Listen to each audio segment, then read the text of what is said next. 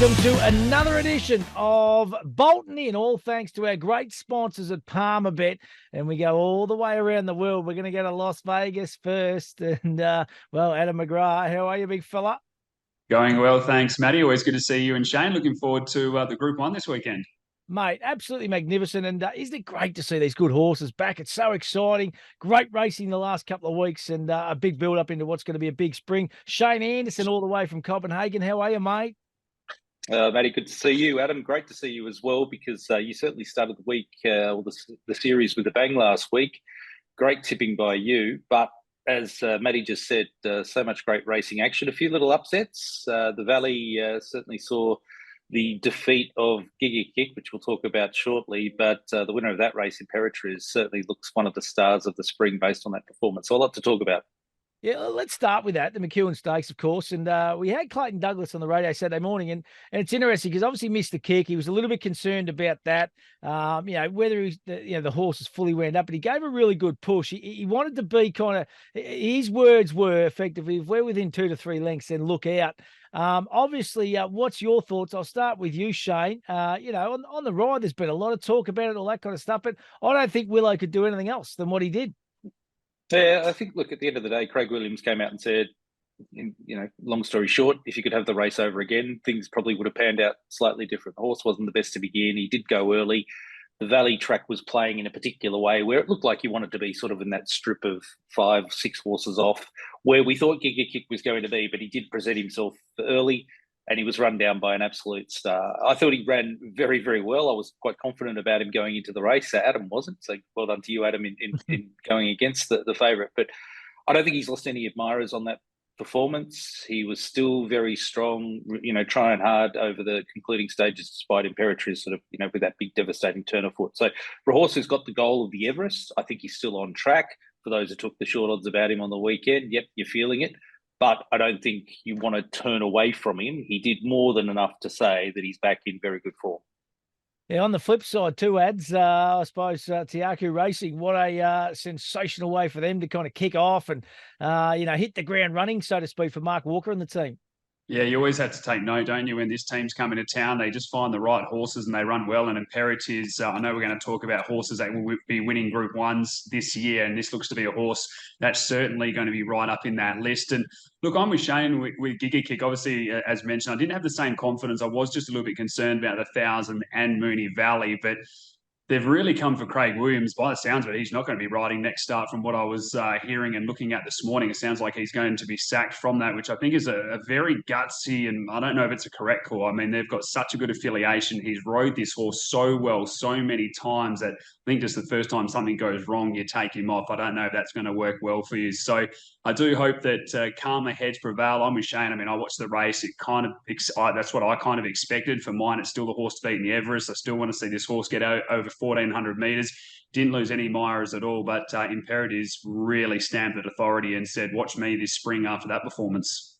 And the other thing, too, to come out of it was that, they're going to stick to the game plan. They're not going to worry about the Everest for the winner. So that was interesting, too, boys. The big prize money, the big bright lights and the big trophy, but they're going to stick to what they thought. Just on that, really, all credit to them. And, I can speak just for transparency. I'm pretty close with the Tiaco team. I've known them for a long time. David Ellis, Karen Fenton Ellis, lovely people. They're doing what is right by them.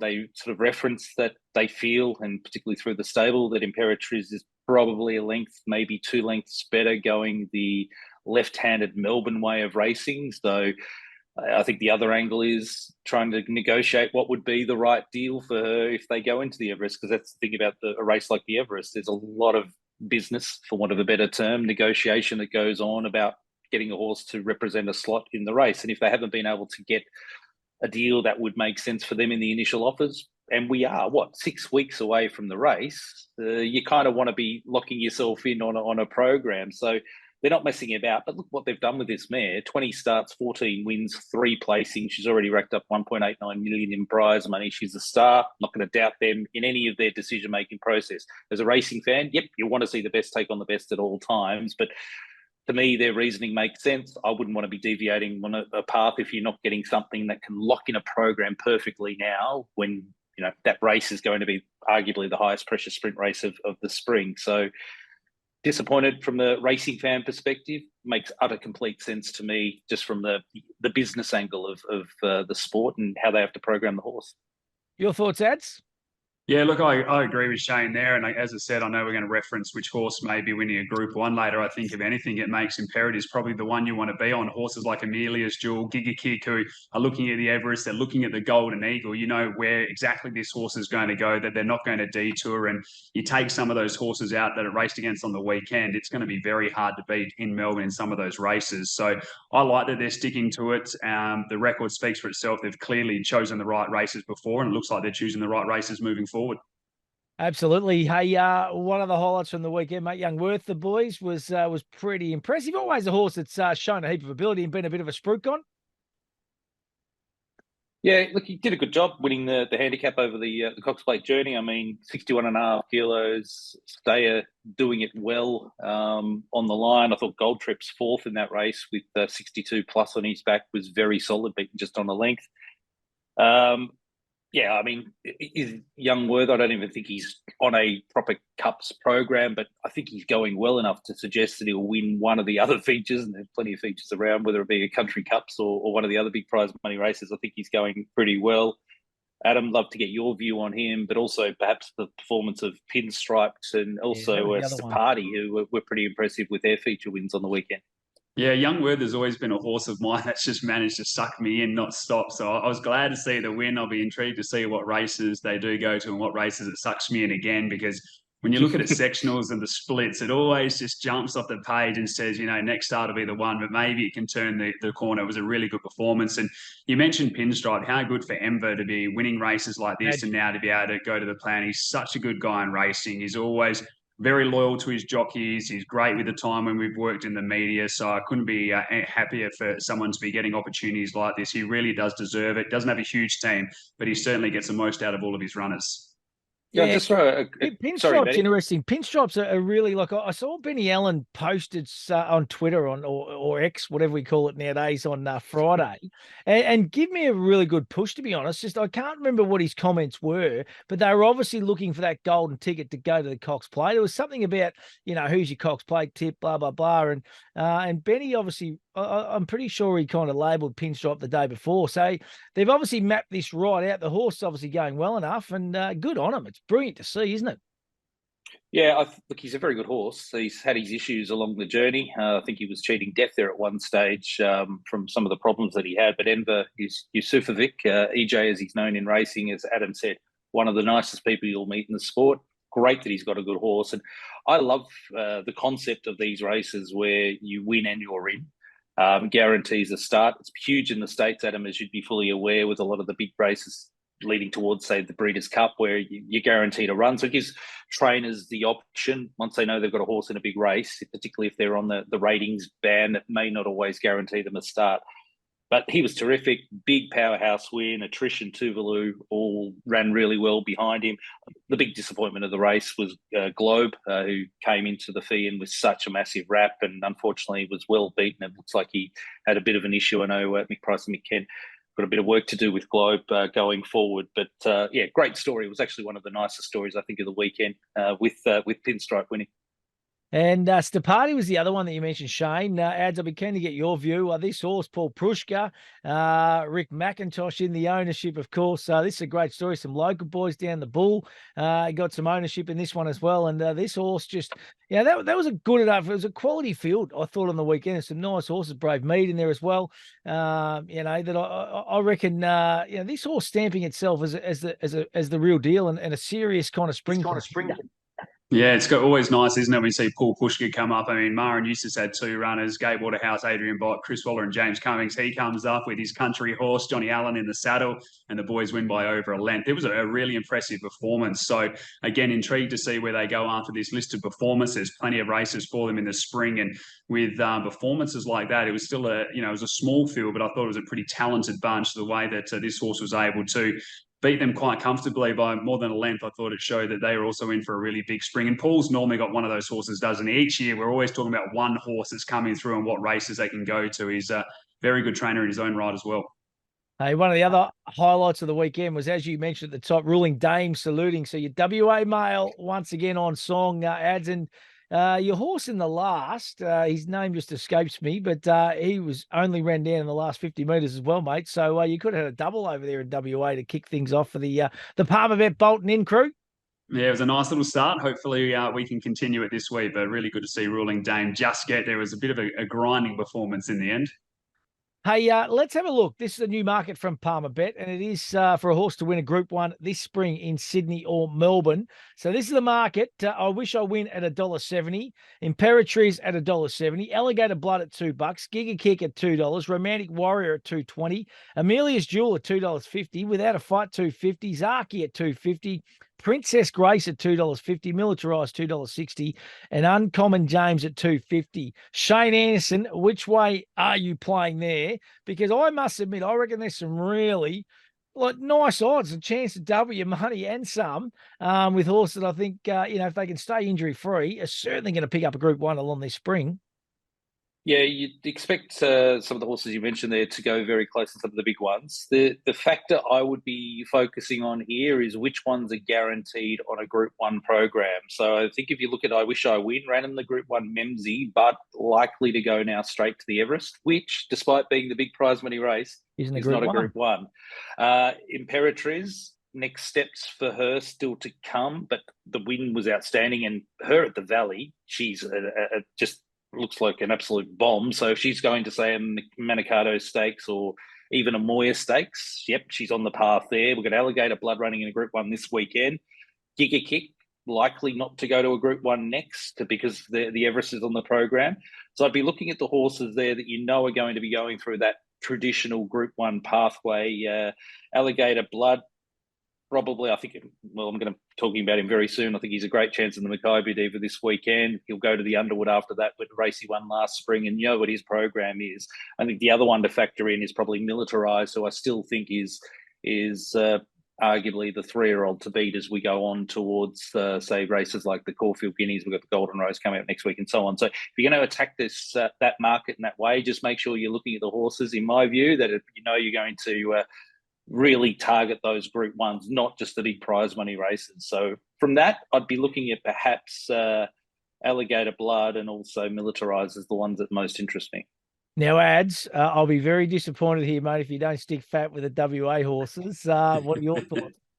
Well, look, I'm the same as Shane, and look, I think Amelia's Jewel can win it, but again, are they going to be going to that race? So that's what you have to take into consideration here. So out of all the horses that are between the 170 and the 250, Imperatriz is probably the one that I'm looking at because we know that plan. And as Shane just said, I mean, I'm back in the same things that he mentioned with the horses going to the Everest and the Golden Eagles and these type of races. So under the 250, Imperatriz is probably the only horse that I want. And then if you're looking at some bigger prices, I thought a horse like V8 could potentially be one that really jumps out this campaign, and it's still around that $3.50 quote. I'd probably be looking at prices like that for a horse to really go well. King Colorado or In Secret, another one that could go well. But the path really makes it interesting. So Imperatriz would be the only one I'd be touching under 250. Despite thinking that, Giga Kick, I Wish I Win, Amelia's Jewel, if they go to Group 1s, they'll be winning them. Right, let's have a look at the feature of the Group 1 this weekend at Flemington. It's the Makybe Diva Stakes, and wasn't she an absolute superstar of the sport over the 1,600 metres? The market, all thanks to Palmer Bet, Mr. Brightside, our fave, looking to make it 5 on the trot for the Hayes team. Aren't they flying? It's at $1.85. Alligator Blood from the Gay Waterhouse, Adrian Bott. Will Ollie add another Group 1 to his CV at $4.20. Princess Greats, I thought, was enormous against Mr. Brightside last start at $4.40. Ozapenko, another one from the Wally Yard at $12. Agon at $18. Francesca Guardi at $26 on the back up, at Spanish Mission at $51. Adam McGrath, I'm going to start with you first and foremost, mate. Are you with the favourite, Mr. Brightside, or are you looking elsewhere? Well, I think you remember, Maddie, and Shane, correct me if I'm wrong, but I think you were late to the party with me on Mr. Brightside. I think we kept trying to dance around this horse and we kept missing it. And I think I've only ever tipped it once when it's come out and won. So I was really late to the party. I think way after Shane, I know he tipped it for a good win through last spring. But I do find it hard to go against it in this race when you do take a look at it. Obviously, looking for 5 in a row. I thought had excuses to be beaten last time, jumped from barrier 14, was wide throughout, still ran the 4th fastest last 200 and was able to perform well. I know Princess Grace got held up a little bit, but she had probably the best and most economical run she could have considering what Mr. Brightside did early. And there wasn't too much between them coming home, 11.6 for Mr. Brightside, 11.52 there for Princess Grace. So you then got to take in the factors of the distance, where Mr. Brightside's 9 from 13 at the 1,600 metres and Princess Grace is 3 from 7. The Flemington one's the interesting part, and that's where Alligator Blood comes into. I heard Shane just give that a little spruik, so I'm intrigued to see where he comes. I mean, Alligator Blood's won 3 from 4 at Flemington, is going to get this race handed to it on a platter out in front. There's not going to be a lot of pressure. So I'm going to stick with Mr. Brightside. I know it's not a huge price. If I was going to go anywhere else or if people are looking for a bigger price, I'd probably go to Alligator Blood just because of the lack of pressure I see in the small field. But yeah, Brightside for me, Mark Zara looking to win 4 of the last 8 on Osipenko in this race. Love it, mate. Shano, your thoughts, buddy? Yeah, all credit to Mr. Brightside for what this horse has been able to do. Outstanding first up when winning the Liston. He progressed to the Memsey. Terrific run, as Adam pointed out. $1.85 to me, though, is as light as I want to see for him. So I am looking elsewhere. I am with Alligator Blood. Adam's sort of stolen my thunder beautifully with some of his comments, because it's exactly how I'm seeing the race. He's drawn barrier 4. He's got Damien Oliver, who we know is going to be super hungry this spring. You know, as he goes towards his retirement at the end of the Carnival. He'll want to be winning Group 1s. Ollie's record in these type of races is second to none. From barrier 4, Alligator Blood, straight out of the gates, either leads on his ear or, worst case scenario, is probably sitting outside the lead trying to control the race. And that's where Ollie is at his most brilliant, I think. And I think at the top of the straight, he'll go for home, put a couple of lengths on him, and hopefully be hanging on right on the line, because they will be coming thick and fast at the end of the race. But I think for where he's positioned now in his program, good first up in the Memsey. I'm thinking he's going to be very, very close to peaking second up with the Underwood still to come. He's the one I want to be on. So Alligator Blood, I've got him as my best in the race. But for those who want to stick with the favourite, Mr. Brightside, the horse is outstanding. You'll get a great run for your money. For me, he's just a little bit too short for where I want to see him. My value bet is Osipenko from the Wally Yard. As Adam mentioned, Mark Zara's got an amazing record in this race. And this is a horse who looks to be on that perfect Waller program. Very good first up, really good second up. I think he'll continue to develop throughout the spring. And for barrier number 1, he's just going to get a soft, cheap run. The breaks come his way.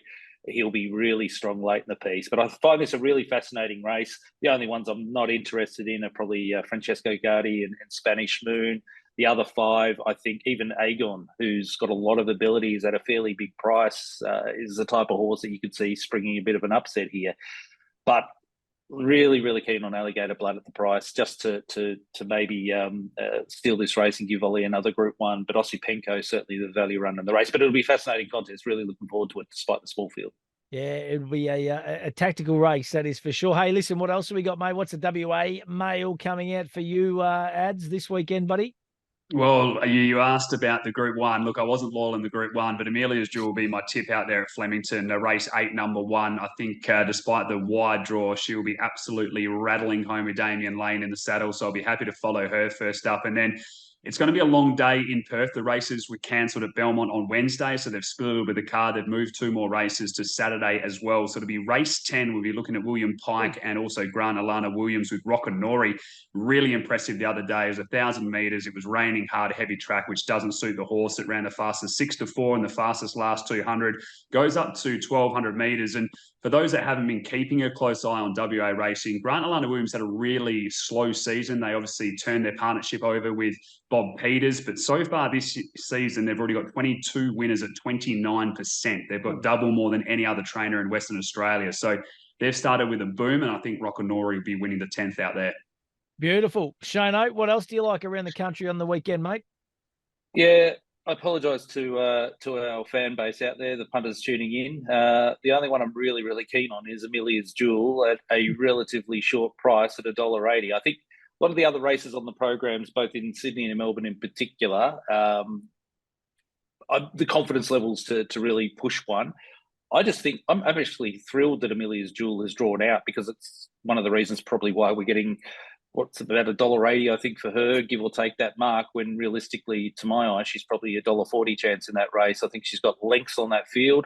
I don't mind her being drawn out. She should get an unimpeded run. I think Flemington's going to be perfect for her, and I think she'll be just steaming away from her rivals. So short, and I always put the caveat, as my old late dad used to tell me, hate tipping favourites. I've always been the same, but I just can't see her losing. I think she's got lengths on that field, and I'm happy to take $1.80 about her in the Let's Alone. I love it, and this is even better, boys, because they got the Maddie's must-haves, boys. So a new little segment here. I like this. You're not going to believe it, but I'm with you. I couldn't believe they put up $2.50 at the start of the week, Amelia's Jewel, and I'm with you on the outside gate. It makes no mistake. The horse going to get back. It's going to charge, and it has got lengths and panels, I reckon, on that field. So Frosty went over there, as you said last week, Ad, trial the horse. He knows her inside and out, and I reckon it is an absolute moral on the weekend. And there's that M word again, boys. We're 2 from 2 this spring. This is shocking. So that's the one I'm going for, the shorty. The value, though, I reckon, comes up in race number 4. It's a horse called Archo Nacho from the Matty Laurie yard. This horse, Benny Mellon will be riding. I reckon it's got a heap of ability. It's about $12. So that is Matty's must-have each way, boys. All right. So that's the way we're playing on the weekend. I only had the couple of starts, but I'm telling you, this horse has got above average ability. It's not a bad field on Saturday, but at $12 each way all day for mine, boys. And that is like it. And if it doesn't win, it can be Matty Laurie's Matties, and we can blame him instead. Correct. We'll stick together. I just have to say one thing, Matty. I am concerned, though. I went with the M word last week. You've gone with the M word this week. Adam, if you throw in a moral next week, we could be in a world of hurt. So I'm going to start studying and make sure I can find one. There's going to be a hell of a lot of egg on our face, I reckon, in a couple of weeks' time, possibly. Boys, it might start next week. But hope we don't put the moles on Amelia's Jewel. The three of us super keen, which is unheard of. But fantastic stuff. Download the Palmerbet app too. It's a great app to get involved in. And as we always say, gamble responsibly. And always think about what you're actually gambling with. That is the key message. But the Palmerbet crew, they certainly look after you, that is for sure. And they look after us, and we love having a bit of fun. We're looking forward to the next few weeks, or the next few months, to be honest. There's some wonderful racing, and it's really starting to hot up too now, which is a sensation. Before we know it, boys, it'll be all over, and we go, where did that 6 or 7 weeks go? Yeah, it's always the case when we get through the spring carnivals. This massive, massive burst, and you get to the end, it's like, oh, that was fun, but love a few more weeks of it. But so much more great racing to come. But really looking forward to this weekend, guys. Absolutely. Sorry, Ad, you go, mate. No, you're right. I was just saying it's going to be a ripper. I think the Makybe Diva, while it's not the deepest field or the most, I love that we've got a really tactical affair with the best jockeys out there. I think it's a great way to really kick this season off and get the hunger going for what else we're going to be looking forward to for the remainder. So I think it's a perfect way to set up for the spring. Yeah, it's going to be a fantastic weekend of racing, of course, for Leamington, and the feature race, the first Group 1. No, it's not the first Group 1. I shouldn't say that, but the first one at Flemington for this season, which is really exciting. So the Makybe Diva Stakes on the weekend. It is going to be a beauty. Boys, have a wonderful week, and we'll talk next week, hopefully, with our pockets full of cash from Amelia's Jewel. Good luck, gents. See you guys.